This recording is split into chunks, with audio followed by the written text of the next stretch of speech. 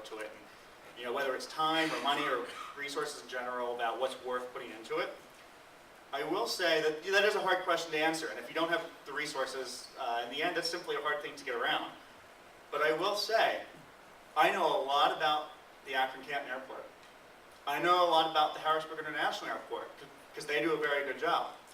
I know a lot about the Kansas City Airport, not just because I know Justin, but because I see his tweets all the time. And, you know, honestly, 80% of the times that I see tweets, whether it's from Akron, from Harrisburg, from Kansas City, or any of the number of other places that I think do a really, really good job, I probably pass them 80% of the times.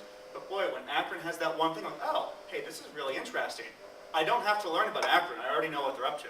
And I already know what their story is. And boy, that makes it a lot easier for me to not only write about them, but to decide that I'm going to. And I think, you know, it's easy when you're Atlanta and New York and Chicago and your airports in those cities, you know, just the sheer importance that you have in the network, that you can hang your hat on that, and you really don't need to sell your story a lot of the time. For an airport like Akron or Harrisburg, it's a lot harder to elbow your way into the media, especially the national media. But because I'm familiar with their brand, I don't know how you put a value on that, but I'm sure it's something that a lot of the rest of you would really be happy to have at your airport. So, you know, it's an anecdote. I don't have an answer. I can't give you a value on that. But, you know, it's something to consider when you're trying to get out in space. And like I said, those two airports in particular are mid-sized airports, Harrisburg and Akron, whether it's on Facebook or on Twitter. I just think that they've done a remarkable job.